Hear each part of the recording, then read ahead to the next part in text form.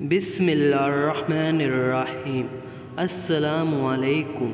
ایک روز ایک شوہر جب باہر سے اپنے گھر میں داخل ہوا تو دیکھتا ہے کہ اس کی بیوی زاروں کی طرح رو رہی ہے۔ رونے کا جب سبب دریافت کیا تو بیوی کہنے لگی، ہمارے گھر کے پیر پر بیٹھنے والے پرندے بسا اوقات مجھے بلا شرعی حجاب اور بغیر پردے کے دیکھتے ہیں تو مجھے ڈر لگتا ہے کہ کہیں اس میں اللہ کی معصیت اور گناہ کا ارتکاب نہ ہوتا ہو، جس کا اگر مجھے ایک دن اللہ کے سامنے حساب دینا پڑ گیا تو میں کیا جواب دوں گی۔ بس یہی سوچ کر اور اسی خوف سے میں رو رہی ہوں۔ بظاہر انتہائی نیک اور دینی جذبات سے لبریز بیوی کا یہ جواب سن کر شوہر بہت خوش ہوا اور اس کی اس درجہ پاک دامنی پاکیزگی اور جذبیہ خدا ترشی کو دیکھتے ہوئے عالم بے خودی میں فوراً اس کا ماتھا چوما اور اسی وقت کلہاڑی لے کر گھر کے پیر کو کاٹ کر باہر پھینک دیا۔ اس واقعہ کو ایک ہی ہفتہ بعد ایک روز وہ شوہر اپنے کام سے جلدی فارغ ہو کر اپنے نارمل وقت سے کچھ پہلے ہی گھر آ گیا تو کیا دیکھتا ہے کہ اس کی وہی پارسا بیوی اپنے عاشق کی باہوں میں لپٹی ہوئی سو رہی ہے۔ یہ ناقابل یقین دل خراش منظر دیکھ کر اس نے مزید کچھ نہیں کیا، بس گھر سے اپنی بیض ضروریات کا سامان لیا اور اپنا گھر اور بستی چھوڑ کر نکل پڑا اور چلتے چلتے ایک دوسرے شہر تک پہنچ گیا جو بادشاہ وقت کا اپنا شہر تھا۔ وہاں دیکھتا کہ امیر شہر کے محل کے ارد گرد کافی لوگ جمع ہیں۔ یہ منظر دیکھ کر جب اس نے اس بیر کا سبب پوچھا تو لوگوں نے بتایا کہ بادشاہ سلامت کی تجوری چوری ہو گئی ہے۔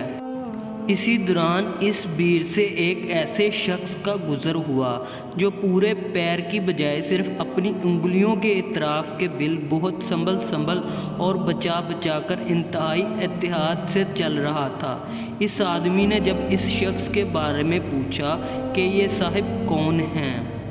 تو لوگوں نے بتایا کہ اس شہر کے دینی گروہ مذہبی پیشوا اور شیخ صاحب ہیں جو اپنی انگلیوں کے بل محض اس لیے چلتے ہیں تاکہ ان کے پاؤں کے نیچے کوئی چونٹی آ کر کہیں دب نہ جائے اور اس کی موت ہو جائے اور اس طرح وہ ناحق قاتل نفس کے عظیم گناہ کے مرتکب نہ ٹھہر جائیں۔ شیخ صاحب کے متعلق لوگوں کا یہ جواب سن کر اس آدمی نے فوراً اور برجستہ کہا، اللہ کی قسم مجھے بادشاہ کے خزانے اور تجوری کے چور کا پتہ حتمی مل گیا ہے، مجھے اسی وقت بادشاہ کے پاس لے چلو۔ بادشاہ کے پاس پہنچ کر ابتدائی حال چال کے بعد اس آدمی نے عرض کیا، بادشاہ سلامت، آپ کی تجوری کا چور کوئی اور نہیں بلکہ آپ کے اس شہر کے دینی گروہ اور مذہبی پیشوا شیخ صاحب ہیں۔